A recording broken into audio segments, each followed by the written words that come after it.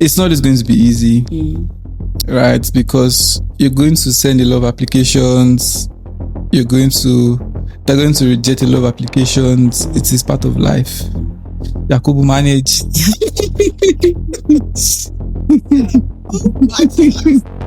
Nice. Yeah, I mean that's really like, it's literally do it as if you want to die, but I swear you're not going to die.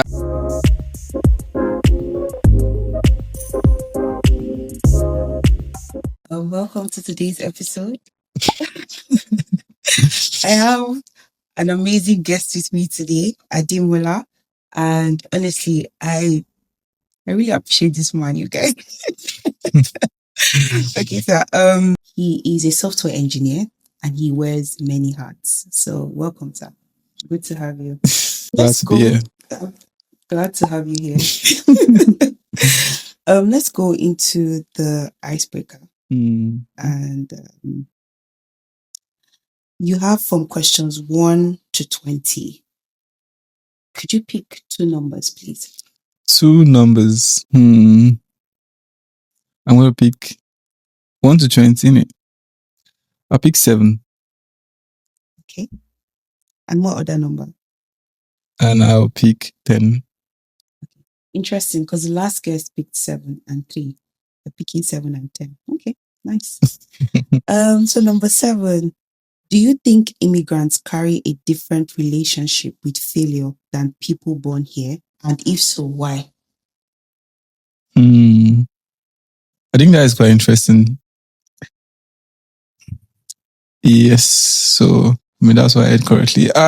So I think they carry a different interpretation or something, like they have a different feeling because there is much at stake when you are an immigrant, especially when you've not collected like your passports. There's a lot of things at stake, so I think they interpret it like much differently because what if you're out of job, or what if you're unable to get a job and your visa is expiring? Like they're thinking about a lot of things, but people that give birth to here, I don't know, they sort of have an edge where they, in as much as they want to get the job, they might not be too worried. I'm not saying like they will not be worried at all, but it's a different feeling really, because they have a peace of mind that, oh yeah, the government will still cater for their needs anyway. So, but yeah, immigrants cannot relate, unfortunately. Yeah,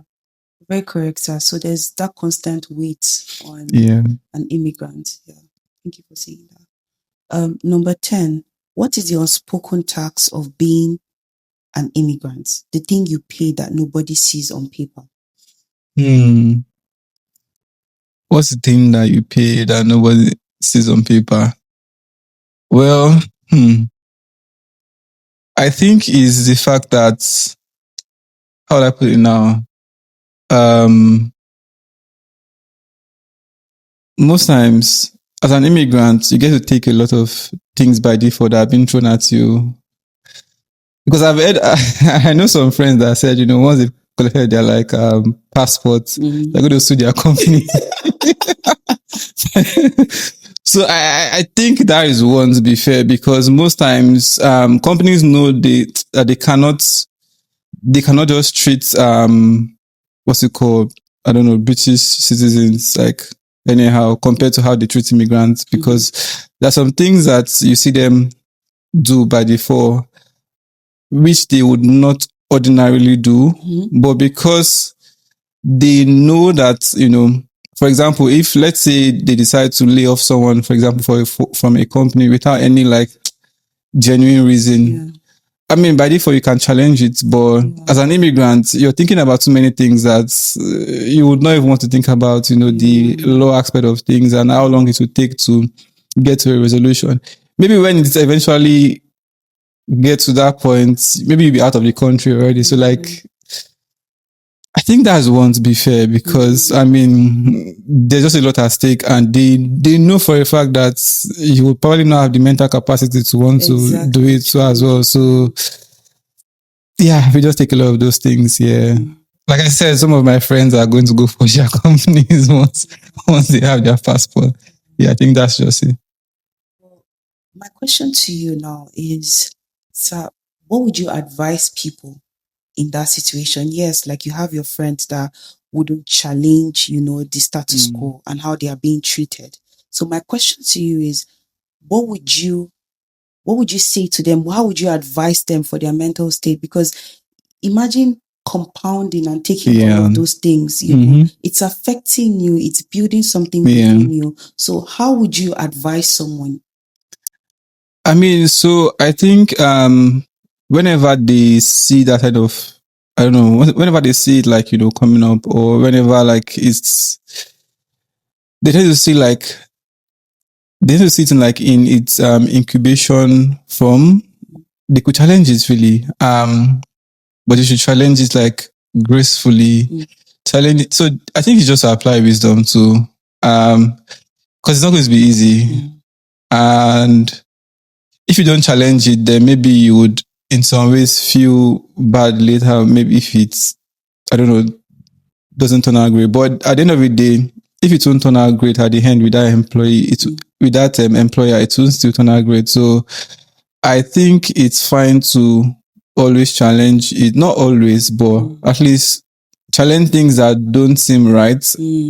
And in case people are not sure of maybe how to go about it, like I think most times there's like I don't know how some companies work, but I know that there are companies where they have community of Black, community of like different communities. So you can, ask maybe the community leader or people in the community like how to go about some of these things, because some of the things that you get to hear about, like the things that you should actually challenge. Because I mean, I know one of my employers back then, I won't mention names anyways, that a manager decided to penalize her for the fact that she was not available to do something that she said she was going to do because her son fell ill and she had to be at the hospital for a while. So like she didn't challenge it anyways, but that is something that you're meant to be able to challenge and just speak up for, because that's terrible.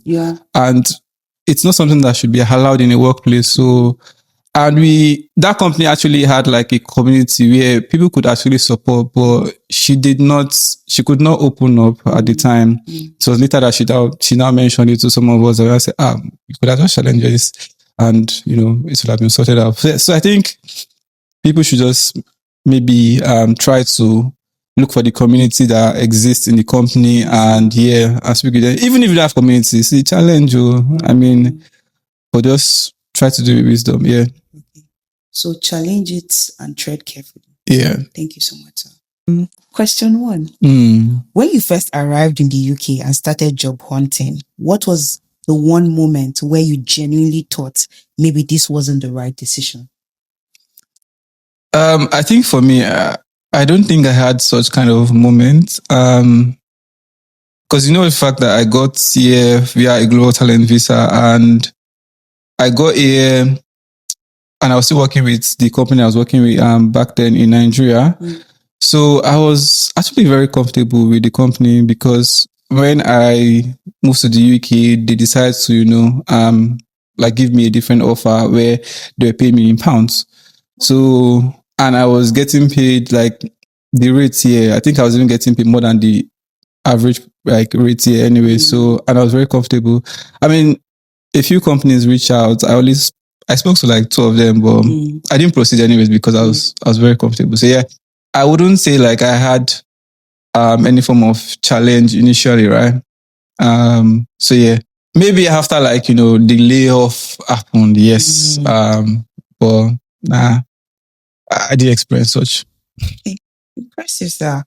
On the other hand, for me, it was the several unfortunatelies that I received. I received a lot of unfortunatelies and I began to doubt myself. I began to think that this situation was unique to me. It made me double down a lot. It made me cut a lot of people off, like just so that I can center myself and be able to speak to myself and say, you can rise back. You are here for a reason. And I know that you would rise back and you'll be able to like bounce back from this. So I think for me, it would just be the unfortunately's, because that's bound to happen. You're going to get several numbers of unfortunately's. So unfortunately is when a company responds back to you and tells you, unfortunately, you cannot get this job. Yeah. Exactly. So yeah. Now it was hectic, but go ahead. I think any immigrants can relate to unfortunately. Like once I just say unfortunately, like, I get what you're saying. Yeah. Yeah. Number 2, did you ever have to pretend to be okay during your job search to your family, your friends, while you were actually falling apart inside? I did not pretend to be okay, to be fair, because I think I was one that just believed in just mostly stating things as they are, even for myself too, to be fair. And even when like I said, I got laid off, right? And twice. So I've been laid off twice since I got to this UK. Anyway, so I think I just told my family and friends really that, oh yeah, I was laid off, because if someone asks me, how's work? I don't have work. I've been laid off, right? So, because people that I was very close to, I just told them straight up when I was laid off, and my family too. But I didn't tell my parents the second time, because I don't want them to just be bothering me about it. But yeah, I think maybe the day that it happened here, I was not feeling too great. But anyways, I just let it go. I just, just kept doing what I was doing anyways, and I was fine. Yeah. So can I ask for your advice? When we talk about being laid off, everything halts. Do you get? Yeah. You have bills to pay. You have other things that you were doing on the side. So how were you able to keep that running despite you were laid off? I think for me, I was one that I don't spend too much anyways, and I save. So I think for the fact that, so the thing is that I have emergency funds, right? So, I know for a fact that I was going to be fine anyways. And I also got severance. And given the fact that I have emergency funds, I got severance. So, I wasn't necessarily bothered. I didn't even stop whatever I was doing before. If I was sitting 3 times a day or 4 times a day, I was sitting like 3 times a day. So nothing stopped, right? Yeah, so everything just continued as if like nothing happened really. That's just the way I approached it really. Yeah. So I would say, in a nutshell, you had cushion, you had support financially. Like you had already support financially. What I mean is that you had saved and they gave you severance. Exactly. I see. That's what you were able to use. And you don't live above your means. Exactly. Yeah. Just a chill guy. Yeah. So for me, like I said earlier, I shut down. Like, I feel like, so you're very much like, far advanced than I am. Because for me, I wasn't talking to anybody. I'll never forget, like, I was in my accommodation at the time. My family called me and they just wanted to check up on me. I was like, please, I have one exam. Please, I need to think. I need to think. Because that was before anyway. Because when I used to go through challenges, I used to think it's like the whole world was on top of me. Yeah. Like I was the only one going through this thing. Yeah. Do you know what I'm going through? But now I'm learning to handle challenges way better. Yeah. This challenge will come and it will go. Yeah, exactly. The next one will come and it will go. Do you get? You are still the same person. Either you learn through the process or you allow the process, like, leave you the same. And I really would appreciate if I can learn from the process. Exactly. Let it transform me. Yeah. Exactly. Yeah. The Bible says, like, in this world, you have tribulations. Exactly. But be of good cheer. Be of good cheer. Yeah. Welcome the exactly. world. So, exactly. Thank you. At what point did rejection stop feeling personal, or did it ever? I don't think I ever felt like rejection was personal to me. I think the fact that, I mean, I had like a lot of affirmations, so which made it like much easier, right? Because for the fact that, I mean, I came to this country. I mean, I was a senior engineer in Nigeria. I came to this country. People were still reaching out to me as to join them as a senior dev. I think that alone shows that, like, I mean, my experience in Nigeria still made a lot of sense here. And even when I was job hunting too, there was a particular head of engineering that I would never forget. So I've forgotten the name of the company right now, but it's a big data company. So the man just told me that, you know what, it's fine, but like, I'm not going to interview anymore. Like, you've passed the stage. And I know for a fact that even if you don't get a job here, you're going to get a job somewhere else and you're going to do well. And that just, you know, like motivated me for that. Like, oh yeah, let's go. We can do it. So yeah, I think because I got a lot of, like, you know, positive affirmations and all of that, and people believed in my work, it just, you know, helped me too as well. So, and again, whenever an application get rejected, I don't necessarily see it as my thing. It could just be the fact that there was not like a good match, really. I think it's sort of like relationship, so, you know. Yeah. I mean, there's sometimes where it's just compatibility, right? So it's like, oh, yeah, I'm not just the right person for that company at the time. Maybe in the next 2 years I could be, or it could just be that sometimes the company don't even know. Hi there. On the 20th of June, I'll be hosting a free CV workshop where I and some other facilitators will be looking at your CVs, sharing tips with you, teaching you how to maximize your LinkedIn, and also giving you interview tips. If this is something that interests you, or this is something that you would like to know more about, click the link in the bio and register. And also keep an eye out, because in the coming weeks, there'll be more information that will be shared. Now back to the video. Bye for now. What they want, to be fair. Because I've spoken to like a lot of AI companies where they were just starting up, so they didn't really know what they wanted at the time. So it's like, oh, should I hire front end only? Should I hire like full stack? Should I hire someone that can do like everything? So I like someone that can just, I don't know, write prompts and all of that. And so yeah, most companies might not know what they want. So yeah, so I don't really take them personally. Yeah. So there's something I just want us to unpack. When you spoke about affirmations, I know you received from other people. Yeah. Based off of what you can do. I'm talking about you now. Were there like personal affirmations that you were speaking over yourself? Over myself, not entirely, to be fair. Although, I mean, I attend Celebration Church International, and at the time where I got laid off the first time, I know that I was a little bit bothered. And I actually saw my apostle in the dream.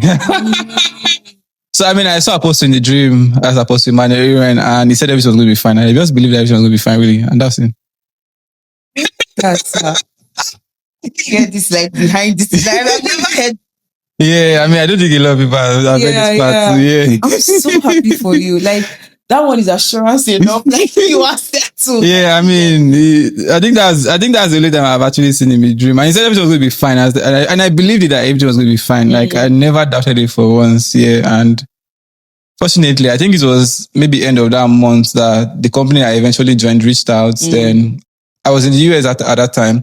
I got back to the UK, and the following week, I got the job. So I'm telling you, so that confirmation in your dream was, I think it was a good footing for where the second layoff came to, because you're like, if God can come through this first time, He can definitely come through this second time, right? Yeah. I mean, I think for the second one, I think the fact that, I mean, you're right on the fact that, I mean, God came through the first time, so of course He can do it the second time. But in a way, it's not like it got a little bit, it got easier. But I think the fact that you've experienced it once as well, you just be like, oh, I don't know. God will just take control, really. Whatever happens, happens. Yeah. Just something I just want to point out, sir. I just feel like you don't really like stress over things. And it's something that I should try to like implement going forward, because if something happens to me, I'm carrying the weight of the world on my head. Like, I'm like, I beg, please, I'm going through something right now. You get? But you, on the other hand, you're very laid back. That's very impressive. I mean, I think it depends, to be fair. And one of my friends actually noticed it. So when I was laid off the second time, I think the word she used for me was stoic. Oh. She was like this guy does. Yeah. But I'm like, why should I be bothered? Like, exactly. I don't know. Exactly. Like, it don't change anything. Yeah. My question back to you now would be, if let's say you have something that you're supposed to start doing that season, okay, let's say like a project. Yeah. And all those times where you've been laid off or you've been hit with so many things, do you actually like continue with the projects, or you put them on a halt? I don't think I need to put them on a halt. So I think that's just the way I think about it. Like I said before we started this podcast, like I think I'm maybe a bit different.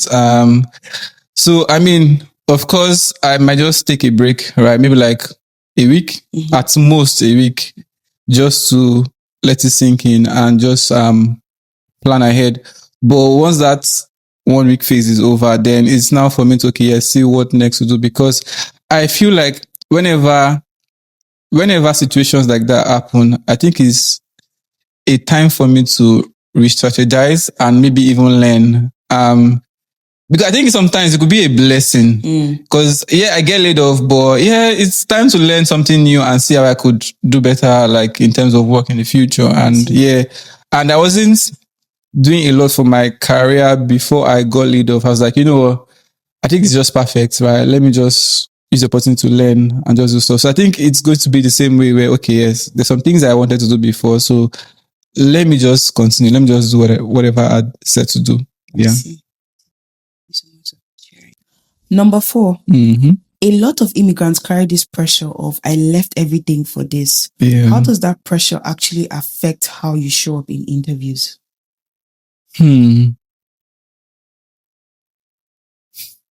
Well, I don't think I usually feel any pressure whatsoever when it comes to interviewing.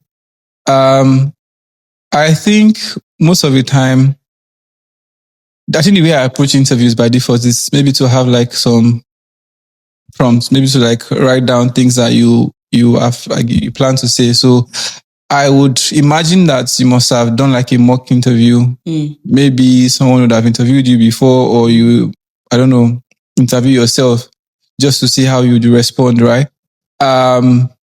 So in as much as, I mean, you might be an immigrant, you might have left like a lot of things, it shouldn't necessarily like affect the way that you speak during the interview.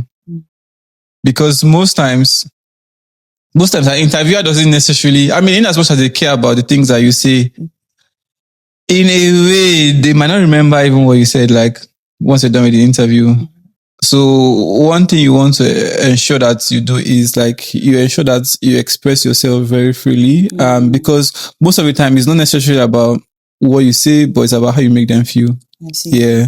So, and if they can sense some sort of, I don't know, tightness from you while interviewing, it will tell a lot. So you have to like be very relaxed and just be yourself, really. Don't let anything affect the way that you speak during interview. I mean, you don't have to speak like a white man. I don't know.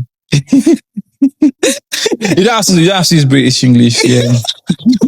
I like how you put that. Yeah, you don't have to use British English, but just be very clear and just say things as you would say without like having any form of pressure. Yeah. Thank you so much for sharing, sir. And I just wanted to add that, for someone that has left every single thing behind, seeking for greener pastures here in the UK, don't carry that same demeanor or weight into the interview. A friend put it like this: your interview is your witness, whereby you are able to buttress your point. You're able to share every single thing that you know that they have asked you. Be able to explain yourself, be able to make sure that the interviewer can see a piece of themselves in you, in how you're speaking. So don't put pressure on yourself, okay? If it happens, glory to God. If it doesn't, there's a better one out there waiting for you. Yeah, so no pressure at all. I mean, I think there's something else I might just have to add to this, which is the fact that, I mean, the first set of interviews you do might actually be very terrible. So it's okay. It's fine for you to have throwaway interviews where you are interviewing for a role that you don't even plan to take, just to get interviewing experience. So you can do that to relax yourself, like to just get yourself off any sort of pressure that you might feel. So you apply for roles that are very way beneath your level or some, just to get a feel of, how to, like, express yourself in interviews. And you could apply for roles that you even like qualify for by default, but you just know that it's not necessarily what you want, but it's just for the experience, really. There's something I wanted to even draw from what you said. Sorry, ask a question. You said something that you've said two things now. There are throwaway interviews, which I think is very beautiful. Thank you for putting that out there. Then secondly, you said practice with people. Can you buttress more and explain more, to someone that is listening? What do you mean? So with the throwaway interviews, so it's more like you would, I mean, as much as, because you might apply to like a lot of companies, right? Some companies are the ones that you actually would love to work with. There might be some that you don't necessarily want to work with them. It's not the role that you're particularly looking for, but because you know that they would ask some maybe behavioral questions in that company, so why not just apply to them?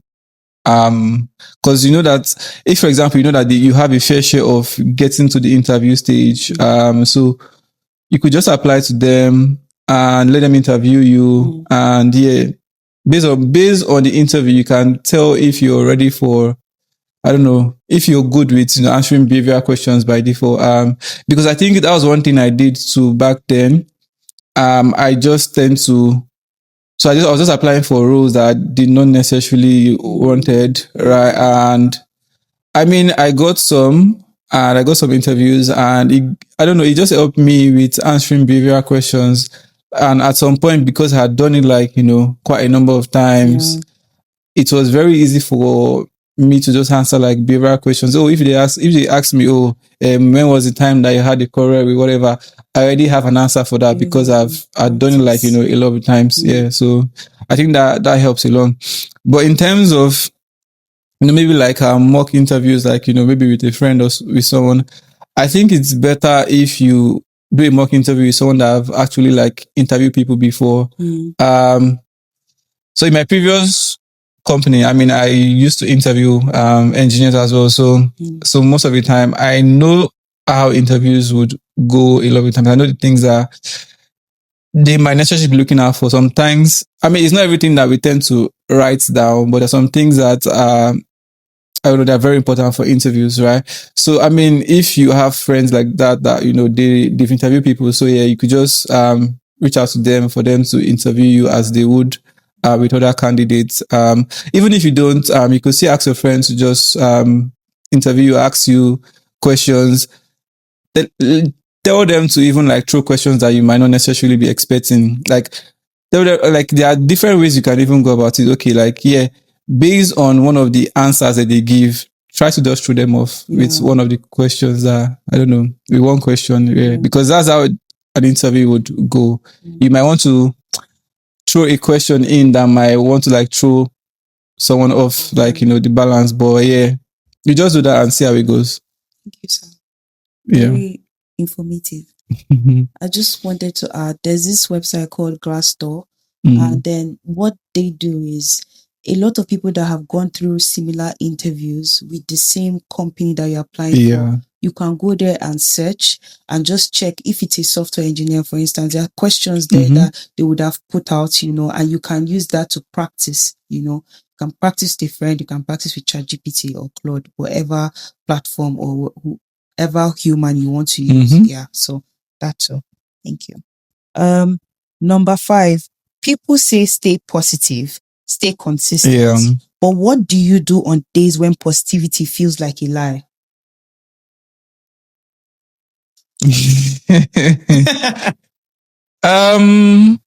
I think I had mentioned this a little bit. I think I mentioned this earlier, which was the fact that, I mean, there are some days like that, right, where it just feels like you've been trying a lot, especially when you've been interviewing and nothing seems to be clicking. I think it's fine to pause, right? Maybe like take a moment to pause, maybe like a day, 2 or 3 days to just, pause and reflect.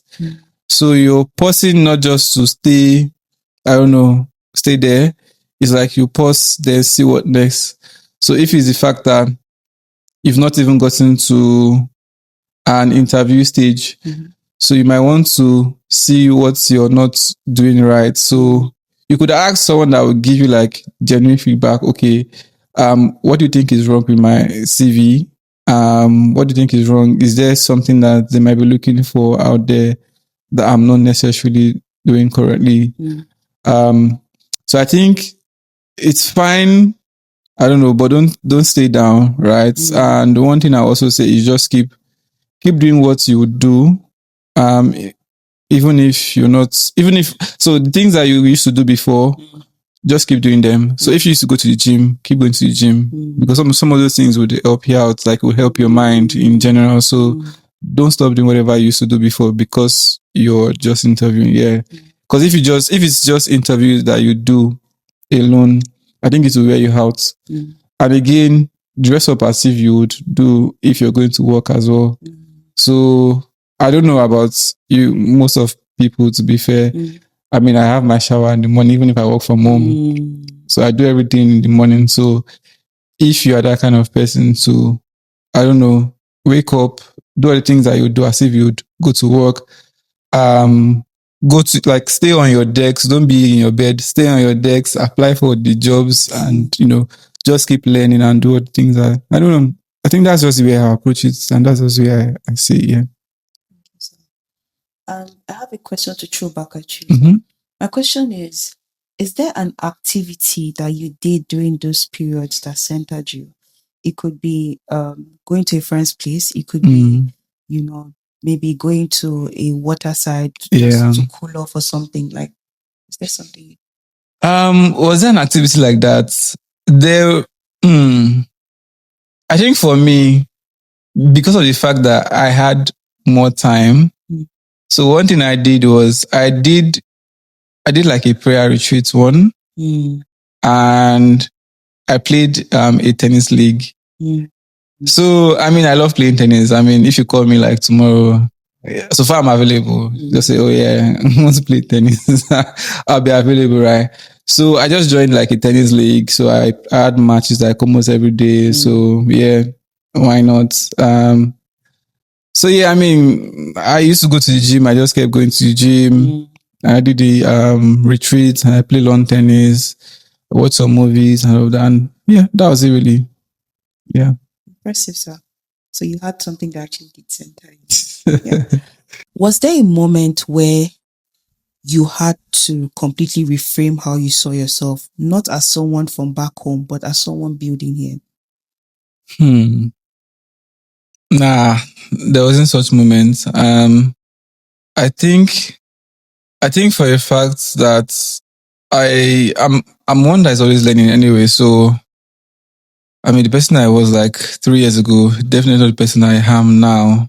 And the fact that I'm here right now is not the same person I would be in the next 3 years or even next year, because next year is so far. like even before the year ends. So I know that I must have taken in some new knowledge and just, change my perspective on something. So I don't think I had such, at all. Yeah. For me, I just think I share same sentiment. Like, I'm always on the move. Like, you have to pick yourself up. You're in a new environment. Exactly. Acclimatize. If something is changing, move with it. That kind of thing. So there was never a time I had to speak to myself and reframe my mindset. Yeah. Number 7. Did you ever downplay your accent? This one is good. Did you ever downplay your accent, your background, or your story in an interview, and how did that make you feel? Nah, I never had to downplay my accent, to be fair. I mean, how I sound is, I don't know. That's how I sound. That's who I am. And my background, I think I had like a very solid background. So why wouldn't they want to hear my story? Why would they want to hear my background? So I don't downplay it in any way. I let them know, oh yes, this is how I grew up and this is how things were for me. And I feel like they should actually be interested in it. And if they're not interested or if they don't like how I sound, they're not the one for me. Like it's not, I don't get to bother about that. Yeah, we're not just a match, and that's it really. Yeah. I like that because you weren't believing yourself in any form just to make someone feel good or any company. Yeah. I like that. And I also share same sentiment. For me, when I came into the UK, I remember my mom pointing out that, Precious, your accent hasn't changed. I'm like, nah, I am Nigerian. I'm not going to change anything. Like, this is who I am. And I'm not going to downplay myself just to make you feel good or make you hear me. I mean, there's some times where, somebody's like, excuse me, what are you saying? I'm like, I will keep that accent there. I don't hear what I'm saying. Do you get what I mean? Like, because I mean, I feel like it's a bit strange where, I mean, we want to change our accents for someone to hear us properly. But it's not like they're changing their own accents for exactly for us to hear them. Exactly. And I mean, even if, for example, they find their space themselves like in Nigeria, it's not like they would do the same to anyway. So I don't think much should actually change. Yes, it's fine. It's fine if you need to fine tune it a bit for them to hear you clearly. But I don't think it's not like you should not be pretending. Exactly. So if it's the pretense, then but I don't know, whatever works for you, to be fair. Like, but for me, I feel like the way I sound is just unique. It's just who I am. And I don't think I'm going to change it for any reason. Yeah. Exactly. There's no one like you. It's your identity. So why change it for someone else? Yeah. The next question. What did you have to unlearn mentally to get to where you are now? What did I have to unlearn? I think there's been quite a number of things, to be fair. And one of it was, I think, let me just give like a brief background. So we did an assessment in my company the company I was working with in Nigeria. And I don't know if you've heard of Enneagram tests before. So it's this sort of personality test. Yeah. So, and what came out of it was the fact that I have this perfectionist personality, right? And I mean, that session was really good for me because I didn't just get to learn about, oh, maybe this is my personality type, but I also got to learn how to, ensure that it doesn't become a burden to others. Because in as much as I just see it as me wanting to be excellent or me just doing my work properly, in some ways it can come off differently to others, especially people that just want to get stuff done and without bothering too much about the tiny details.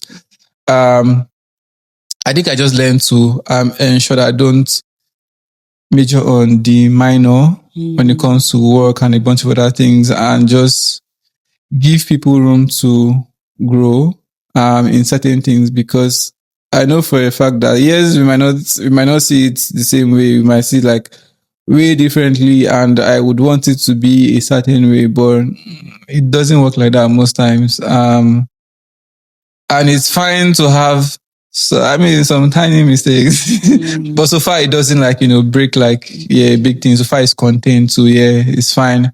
So I've learned to unlearn it, while also, I think it's just like a fine balance, just finding the balance between excellence and speed, really. So yeah. Excellence and speed. Not trying to focus on the minor, Yeah. the majors. Mm-hmm. Number 9. If you could go back and give yourself one piece of advice specifically about your mental state during your job search, what would it be? I think it's still going to be based on the facts. It's going to be based on things that I've said before, which is the fact that it will always be fine. Like, no matter what, guy, don't stress yourself. Yeah, you would always. You get that job eventually, right? Yeah, don't stop learning. Just keep doing what you used to do before, right? Don't be too hard on yourself. And to be fair, like, I'm my own greatest critic, to be fair, and what I'll just say is don't sweat it. You get one. You get one eventually. Yeah. I like, in summary, I would just say rest. That's where you're coming from, yeah. And for me, it's to build fortitude. Yeah. Because the more I embrace this challenge, the more I'm willing to learn from it. It opens me up for the very next chapter, because the very next chapter would embrace me with challenges. So if I didn't build fortitude in the last chapter, then this one is going to even weaken me more. Yeah. So I need to learn fortitude in this chapter, then brace myself for the next chapter, which will come with its own challenges. Yeah. Yeah. Yeah. Yeah, that's good. And the very last question, sir. So number 10. What is one thing you wish someone had said to you, not about CVs or LinkedIn, but about how to protect your mind while you were searching? So I think one thing this is just going to be one thing, sure, but I think it's just to stay locked in. It's not just going to be easy, right? Because you're going to send a lot of applications. They're going to reject a lot of applications. It is part of life. Yakubu manage.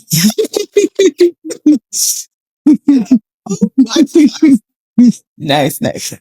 Yeah, that's really like, it's literally do it as if you want to die, but I swear you're not going to die. And you did not die before. Like, nothing, like, you might have gone through it before. Even if you've not gone through it, like, you will eventually be fine.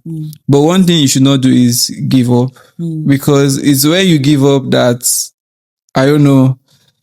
So you don't just give up, because when you give up, you don't know what life has in store for you. There is a company out there that is looking for just the perfect candidates, you. So just keep applying, because eventually you get the job. Like I said, stay logged in, keep applying. A company is actually waiting for you just for them to see your application, and that would be his, really. Don't lose yourself. Don't lose yourself. Keep doing whatever you used to do before. And that's it, really. Stay locked in. I love how you put that one. Stay locked in. Don't lose yourself. Mm-hmm. Thank you, sir. And then for me, what I would say is that this situation is never unique to you. We've had people in the past go through what you've gone through, and people in the future that will go through what you are going through. Yeah. The onus is on you, how you choose to define this moment. You can even create a new path that people in the future can walk in and learn from you. Exactly. So, yeah.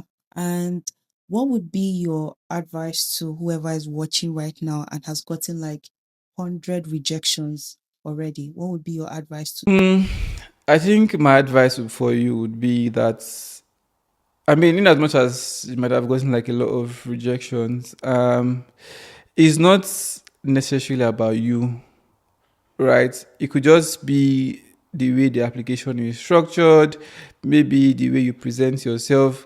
Because I'm not going to lie to you, some of us, we are very humble. Like Nigerians, we can be too humble sometimes, where we don't get to sell ourselves properly. So you might want to see what you're not doing well. And I know some people for a fact that when they say okay, cover letter is optional, they don't add it. Why? Is it might be optional, but just add it, right? Take that extra step. There are AI tools now, so like use tools at your disposal to ensure that you send in your best out there. So don't just let the AI tool do the thinking, the reasoning, and give you the response. So you work with the AI tool to get your desired response, then fine tune it properly. Um, and given the fact that you might have gotten like a lot of rejection, it shouldn't necessarily pull you down. You can use it as an opportunity to even learn something new. For example, if something is not necessarily working well, use that moment to see what you can do better. I mean, because whilst you're interviewing, you would see maybe new requirements, new things that companies are looking out for.